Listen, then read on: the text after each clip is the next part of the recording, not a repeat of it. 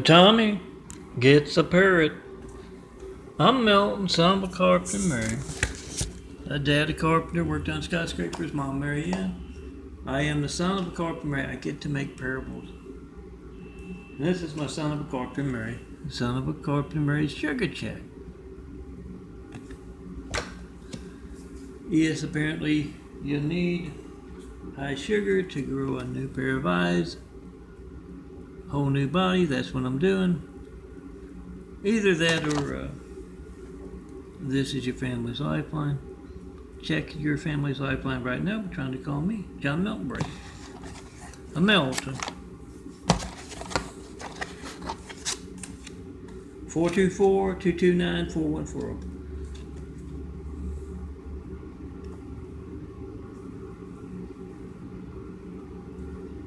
Not 193 check and 9 years of asking.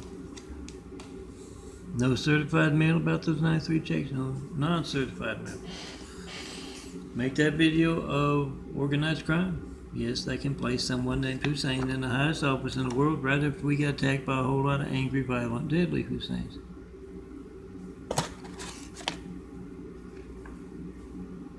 Oh, you can check out my call log, Melton's call logs of this phone here. And even the phone before, the 0911 number that I lost when I went in the hospital. You can check it out at youtube.com/DNFD series. Look for Melton's call log. The playlist. But let me get to my Tami parable. I got a lot I want to put in it, and let me also do the sugar check. Tami is the no-arm Chinese fella, lost his arm in a brown nosing incident. His boss Wu told him to stick his right arm in the wood chipper. Tommy's always been blindly obedient. He did that. And the left arm saw what was going on with the right arm and jumped off. That's a wise thing to do. So Tami, he lost both of his arms, but he got a promotion at work. They love blind obedience in the Orient, the Oriental streets. Got that promotion, and he's bossing a whole lot of folks around. And he also got a girlfriend out of it, Rhea. And this is set, this particular parable in this parable series. Yes, I'm a son of a carpenter, married dad to carpenter, worked on skyscrapers, mom, Mary Ann. I get to make parables. This particular parable is set as Tami excitedly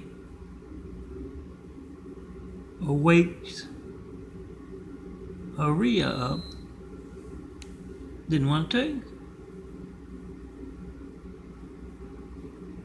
It's both their days off, and he says, we've got to go to the pet shop. Come on, let's go, let's go.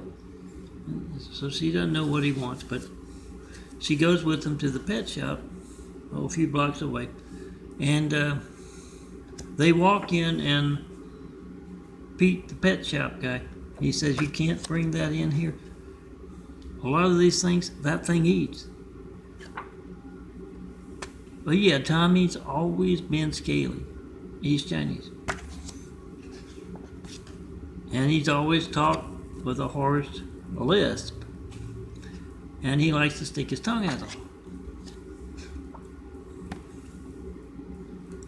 So, yeah, that's how he won Rhea. He lost both those arms, and he does a mean snake dance. Snaked his way in between her and whoever she was dancing with at the snake pit there. He's been there ever since. And she says, no, this is my boyfriend. He's not a snake. And Tami knows what he wants, goes right over to this big parrot. And he says, I want the parrot. He'd been there before he knows he wants the parrot. And Rhea says, oh, Tami, you're not going to like parrots. Not much meat on them. Yeah, Tami is an Oriental fella. He likes snakes. Not snakes. He likes cats. Cats and dogs. Not as pets, as dinner. And Rhea has become quite the cat cook ever since he met him. She doesn't know why he wants the parrot, but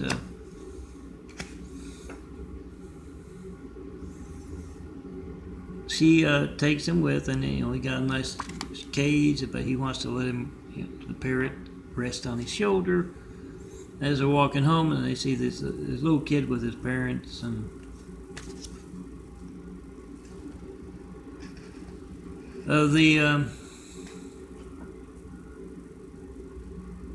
the parents this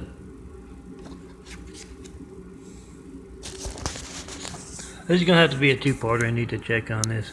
It's a robin. I don't know if that's showing up. It's up here or not. I'll finish this out later.